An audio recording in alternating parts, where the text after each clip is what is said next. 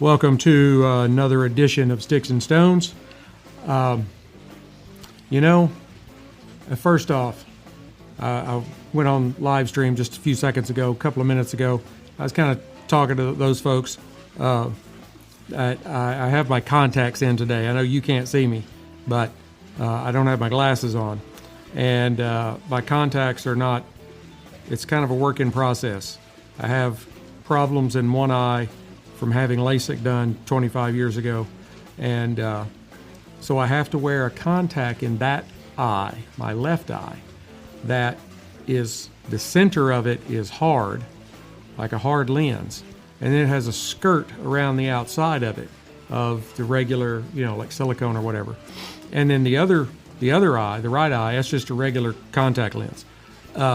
And it's hard to get my vision corrected because I have ghosting in my left eye. In other words, I see two of the same image, not quite double, it's like smeared.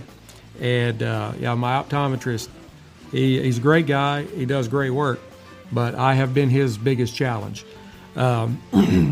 Anyway, I do like to wear sunglasses, so I was trying to get this done, but I may kind of wander off topic a little bit because I can't read my notes. I can, but I may kind of get lost. But anyway, we're going to make it through this. Now, when it comes to pairing whiskey and cigars, I mean, there are some combinations that you just think of as a classic and satisfying. And I believe that I am bringing you one of those pairings today as I pair Old Forester 1920, showing that off to the folks on live stream, and I am pairing it with a cigar from CAO, but it's a little outside the lines. This is one of their Falvours series, and it's vanilla. It's called the Bella Vanilla. We'll see how it goes. I mean, I think it's got great potential.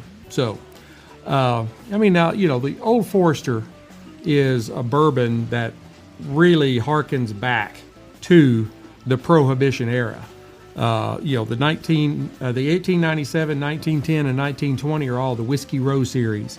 And, Old Forester was one of the very few distilleries that were granted permission by the government during Prohibition to continue producing whiskey for medicinal purposes. Whatever I've got, whiskey will handle it. I need a prescription for that. This history is really kind of reflected in the kind of bold and robust flavor that we're going to be seeing in the Old Forester in 1920. Now, this is a classic straight bourbon. Pardon me. It is from the Brown-Forman Company, and it's the distillery is the Shively. It's an ongoing production. It's not limited or anything like that. This one is a hefty 115 proof, so it's going to have some zing to it. This is fastball material here, since we're in spring training now. It's a non-age statement. The mash bill is 72% corn, 18% rye, and 10% malted barley. Let's go ahead and glass a little of this up. I'm using my the Dalmore nosing glass. I love the glass. I'll show it to those of you on live stream. It's got the Dalmore's logo on it. Looks like a very small wine glass. I got that from a friend of mine that worked at, he was a representative for the Dalmore. It's a really great scotch, but that's off topic. Here we go. Oh, wonderful, wonderful. It's 115 proof. I'm going to short that pour just a little bit, and I can add more to it later if need be. But I have to be able to finish the show. So I will hold it up for those of you on live stream to see. And if you are getting this on the podcast, the live stream is today, Saturday, and the podcast will drop on about Tuesday. You really should join all of the friends here on the podcast. I mean, on the live stream, because it could be kind of entertaining. But if you look at the spirit in the glass, it's a very like deep amber mahogany kind of color. It's got a little bit of a reddish tint to it. It has some pretty good legs. They're maybe a little thin, but pretty good overall. On the nose,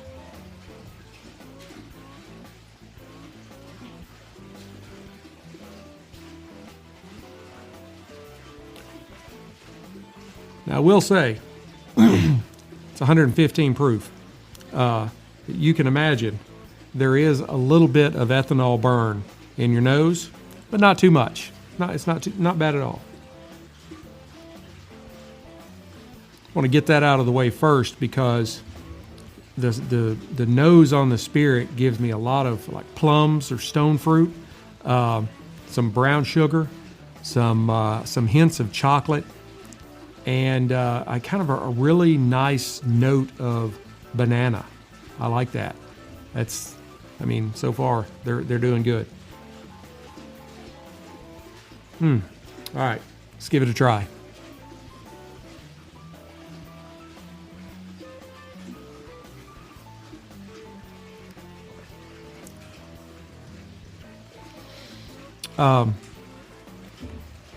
Again, as with the nose, there is some ethanol, some alcohol burn on the tongue, but it's not unapproachable at all. Really, it's a really good job on 115 proof. The notes that I get are like a real rich dark chocolate. There's vanilla and caramel and a nice oakiness. And hang on, let me try it again.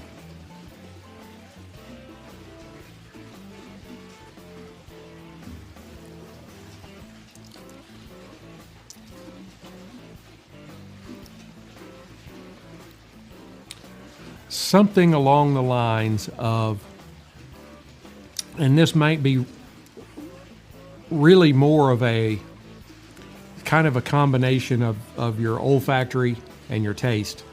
But I get like a taste of the toasted sweetness on top of a creme brulee.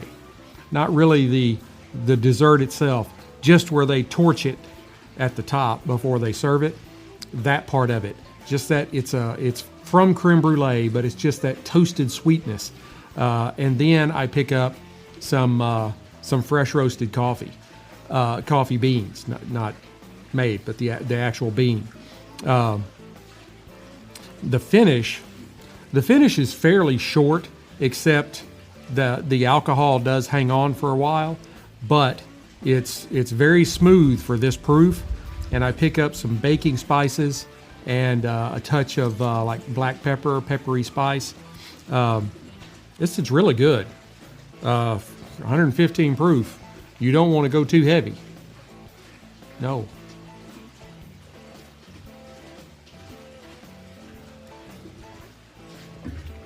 But if you're just going to pour you a couple of fingers in a glass and enjoy a cigar, it's a really good spirit. I'm very, very impressed. I thought the 1910 that I did last week, I thought it was really good. I think this is keeping up with it. You just have to be careful when you're drinking it. So now on to the stick. The CAO Falvours Bella Vanilla. This particular stick, Vitola, is a Robusto. That's what they call it. It's a 5x48. And I'll take their word for it on a 5. I took a Nica Rustica that was 4.5 and put beside it. And it looked like it's probably about a half inch longer than that one. But for me, I prefer a little bit larger ring gauge. I typically don't go under 50, but I wanted to give this a try. So anyway, the origin is the Dominican Republic, General Cigars. The filler is Dominican. The binder is a Connecticut broadleaf, and the wrapper is a nice Cameroon. Now, visually, and I remember I'm wearing contacts today, so I'm doing my best here. Take my glasses off. My sunglasses, that is. This is a dark tan, bordering on a medium brown.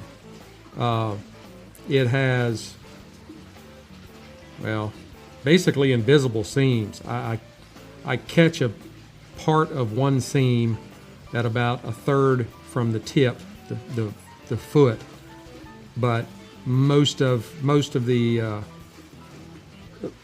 stick you really can't see the seams. What you can see is tight.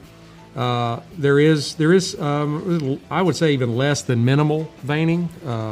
There's almost no veining at all, but it does have one very pronounced vein that runs down the stick, and then there's just some other minor veinings popping up here and there. It does look like it could have a little bit of tooth in it, and it's got a double cap.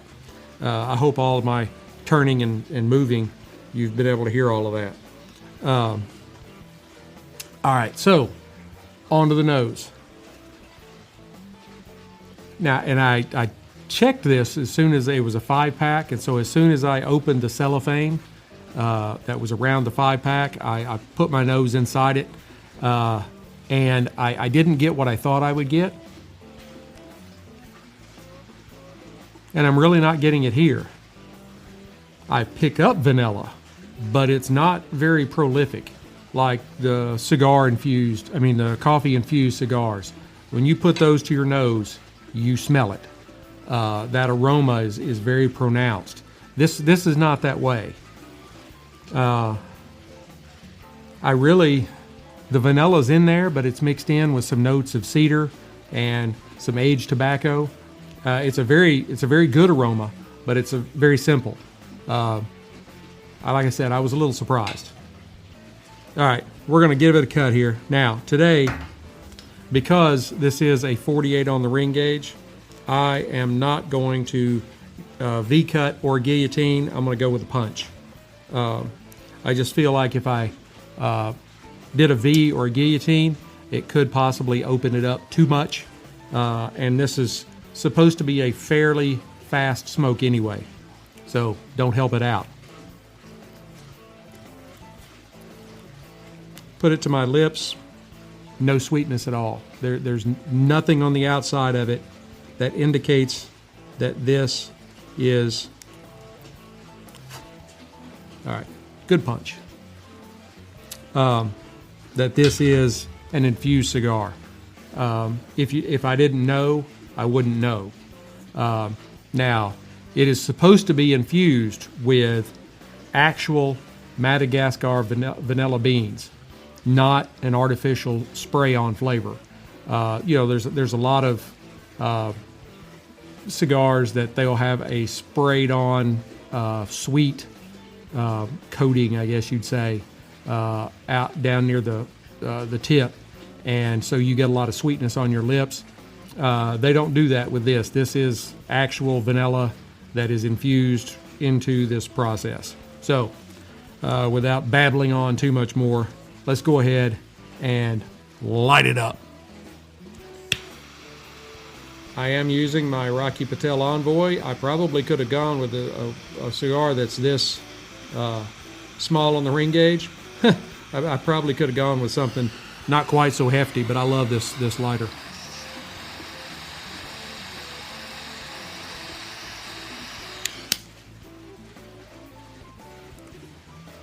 Very surprised at the smoke output. There was a tremendous amount of smoke that came off on the light. Again, it's a smaller gauge cigar. You just don't expect that kind of stuff.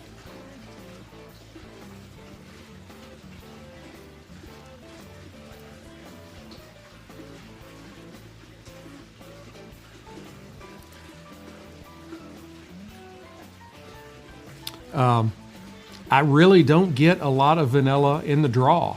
Just aged tobacco with a little cedar and a little leather. Not much else.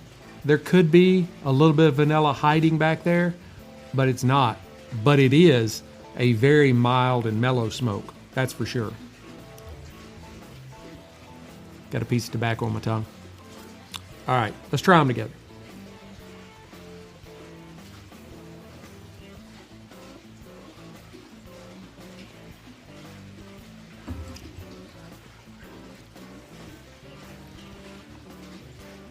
Okay, it's pretty good. Let me try it again.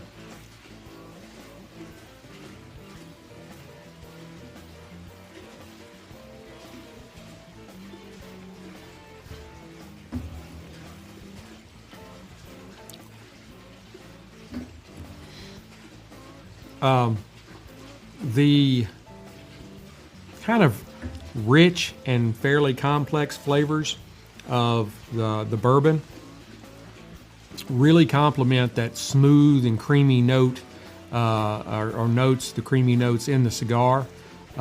It kind of creates kind of a harmonious kind of experience. I think even cigar connoisseurs that would tend to shy away from quote-unquote infused cigars, I think they would really like this.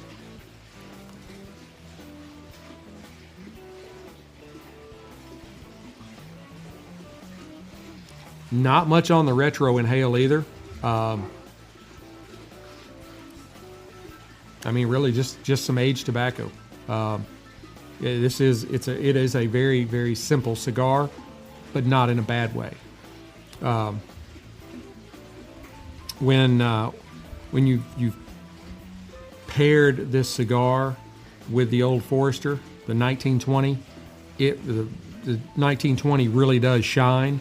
You have these simple yet pleasing notes in the cigar, and they really complement the caramel and kind of oaky flavors of the bourbon perfectly. And then you have the hints of vanilla in the spirit as well, kind of coming into that mixture, and it really does make a nice, indulgent, and satisfying experience. The creamy texture of the cigar, it does enhance the smoothness of the whiskey, and you get these subtle hints of spice that really kind of provide a nice contrast to that rich sweetness.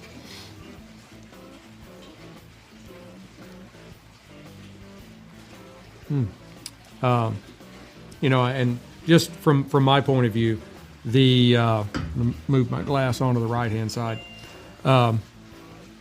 Just from my point of view, when you pair the Old Forester 1920 and this CAO flavors Bella Vanilla cigar, the pairing to be successful, you really, well, for any pairing, you have to have a nice balance between the two distinct flavors. You're sipping bourbon slowly. You're allowing those complex layers to kind of unfold onto your palate, and each sip with the smoke, it just kind of melds together, and you find that certain flavors are enhanced or muted depending on how they're combined. And that's one of the big aspects of doing this kind of thing. It takes a lot. It's just like smoke and drink, and I mean you really have to concentrate. Where if you're just sitting on the back porch with your buddies or your girlfriends, you're telling stories and jokes or watching a game or whatever, and you're not really concentrating on the flavors. But when you sit down and really put your mind to it and allow all of your senses to focus, you can really get some exceptional pairings.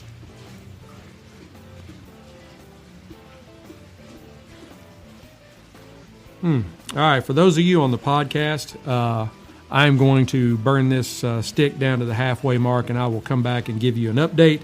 And for you on the live stream, I'm going to hold on with you for a little while. See, if you're listening to the podcast, you need to hit up the live streams.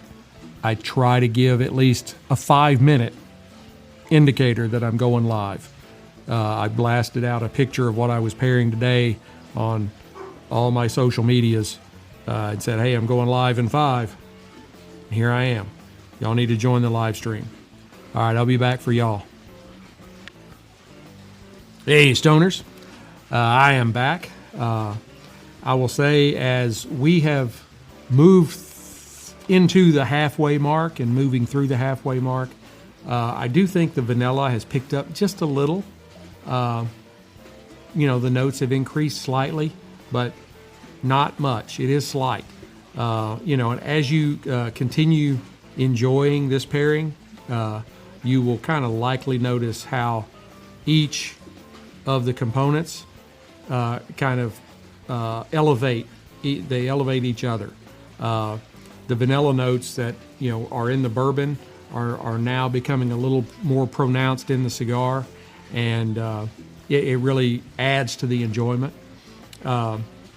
It creates just a really great experience of flavor that is, greater than the sum of the two parts.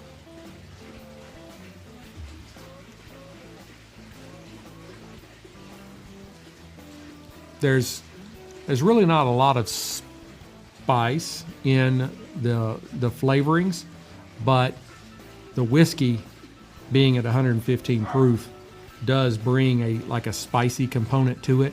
And so that kind of melds with the sweetness, especially that's in the spirit, with the caramel and that creme brulee crust and vanilla and a little caramel. When you pair it with this cigar that does just have a little bit of vanilla to it, but other than that, it's mainly just kind of an aged tobacco that's smooth and mellow and easy to smoke. It really allows you to create or appreciate the complexity of the nuances, especially in the spirit. And quite honestly, I'm sitting here talking, and we're probably only about, the way this is burning, maybe 10 minutes away from being done. So, but I won't make you sit around and listen to all of that. It is kind of hard on, because I'm not Joe Rogan or anything. I don't have like hours of material just to talk about, So those of you that are on the podcast, I'm going to go ahead and burn this down to the band, and I will come back and give you an update. Hey, Stoners, I am back. In conclusion, I can say that the Old Forester 1920 paired with the CAO Falvours Bella Vanilla, it does seem to me like a very classic combination that showcases, really kind of an elegance and a sophistication. The cigar's vanilla notes picked up only slightly in the last half, so don't try and get stuck on that vanilla flavored aspect, because it is not like any other kind of infused cigar. And the folks that are on the live stream are probably like, yeah, you said that like a dozen times, probably more than that. But the podcast and the live stream are two separate things. So I have to tell you guys, and then the podcast people, the live stream people, get it just ingrained into their head because they've heard it so much. But the cigar is a very, very pleasant smoke. The really rich flavors of caramel and oak and vanilla in the bourbon just harmonize beautifully with that light hint of vanilla note in the cigar, and then just the aged tobacco. The bourbon is excellent. The palate notes are wonderful. I really enjoyed it. I do believe that the spirit is probably better than the stick. But as I've said, the stick is just a great pairing stick. It can go with pretty much anything, and it will make you concentrate on the spirit, and will reinforce, underpin that spirit. I would give the Spirit, the Old Forester 1920, I would give it probably an 88. As I was going through this, I was thinking maybe 90, but it's really good, and it's very approachable to be a high proof spirit. But I think I like the 1910 better. I think I gave the 10 somewhere around a 92. So the 1920, like I said, is very good, and you should definitely try it. I picked up the Whiskey Row series.